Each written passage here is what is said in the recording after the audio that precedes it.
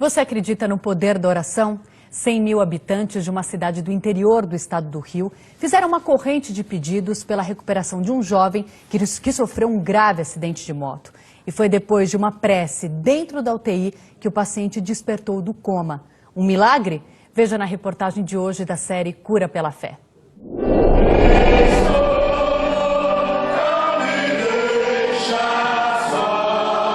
A força que move o grupo religioso em maior crescimento no país nasce das palavras. Não importa pra onde você foi. Do poder que os evangélicos acreditam a elas. E aí começou a pular aqui, 700 pra você pular. Pedir e acreditar para receber.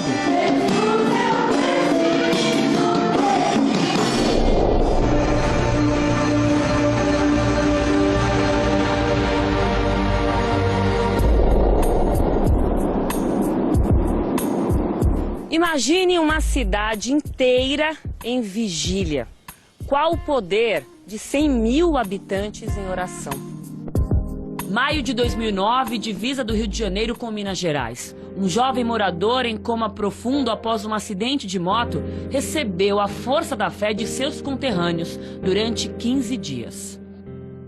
E contrariando todas as previsões médicas, essa é uma história com final feliz. Tudo bem, Renato? Prazer. Oi, prazer. Aline, tudo bom?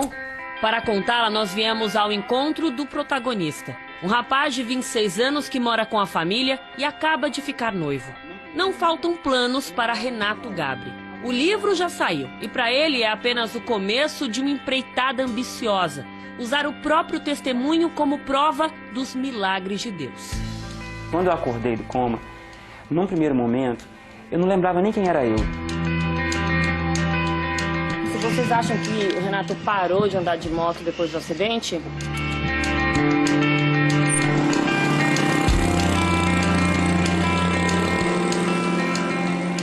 Chegamos ao local do acidente, que está perto de completar 6 anos. Hoje a rua é asfaltada, não há mais paralelepípedo e nem buracos, como o que interrompeu o caminho do então estudante de Direito. Eu vim andando por aqui, quando de repente, pá!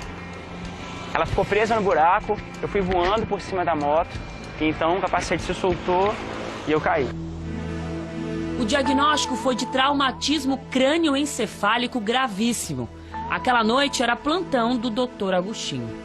Pode dizer que, de fato, o Renato ficou muito perto da morte, Dr. Agostinho? Não só naquele dia em si com relação ao trauma, mas também pelas complicações que vieram posteriormente, sobretudo no contexto infeccioso.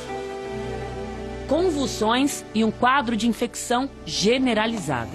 Uma coisa que marcava muito por parte da mãe, por pior que fosse esse prognóstico, a fé dela era uma coisa que preponderava.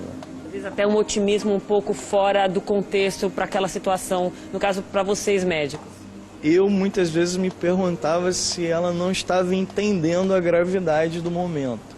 Mas depois, por tudo que a gente passou, eu vi que realmente era uma coisa muito pessoal dela, religiosa, espiritual.